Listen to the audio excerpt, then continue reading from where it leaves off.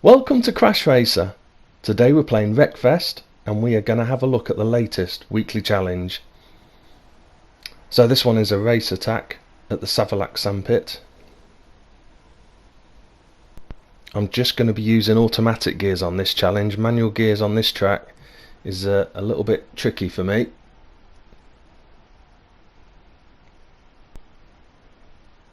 We are of course in the Rocket RX, and here are the tuning settings that I've settled on.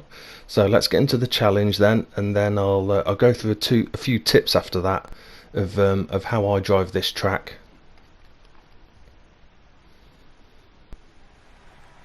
Three laps then, and it's a race attack, which just means it's a time attack with other cars. As always, a good start is really important in getting a good overall time. Let's see if we can sneak up the inside here.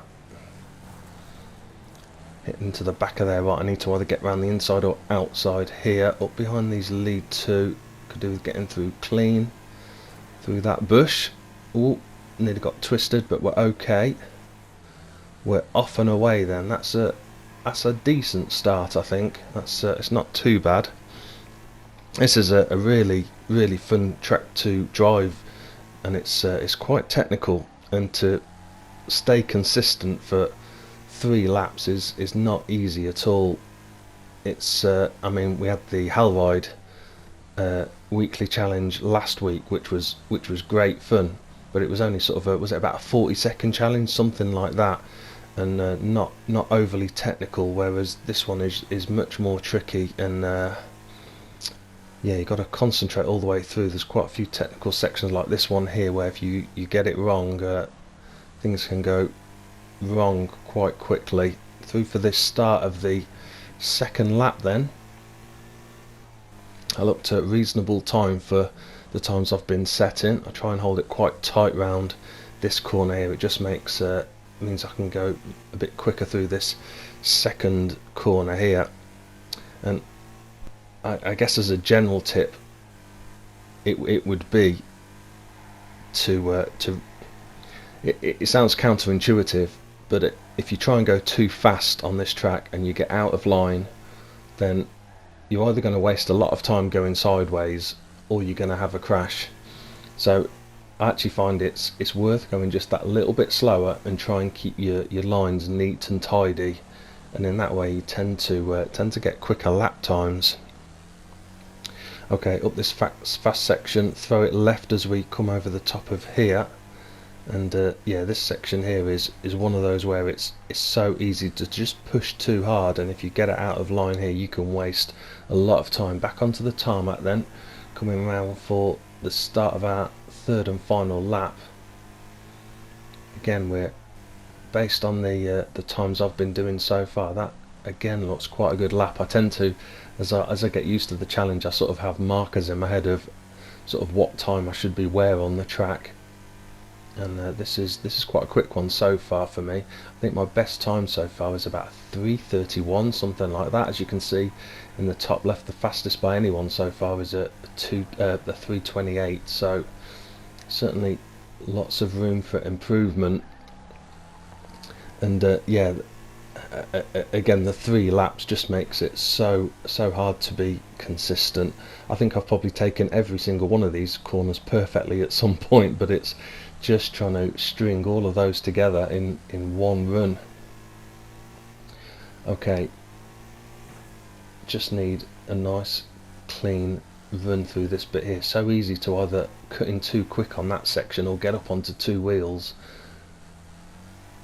That's probably quite safe through that corner, but better that than again throwing it all away. That was under 3:30, I think. Yeah, 3:29.625, my fastest time so far. Okay, here's just a quick replay of that fastest run that I've just shown then, and hopefully a few tips that might help. So up from the start, as I say, start's always critical in these challenges. I go to the left hand side. I'm sure there's going to be people using all different tips and tactics for the start, but yeah, I go to the left. Sometimes you've got to watch that mini comes across, but I'm aiming for the barrier here on the left hand side. I mean, that car's got in the way, but all the same, if you push through fairly tight through there, Sometimes you can get over to the right hand side to be on the inside for the next corner, but I was caught on the outside. Either way that works. There is quite a lot of grip on this outside line and you can go straight through this bush here. There's no problems with that. I did actually get connected with this car as I was going past, and that sort of threw me into this corner a bit sharper than I wanted to, but it worked out okay. Managed to control it round. Once you're coming out of this corner, trying to keep it neat and tidy, you want to be over on the left hand side, because then you're looking out for the telegraph pole on the right hand side.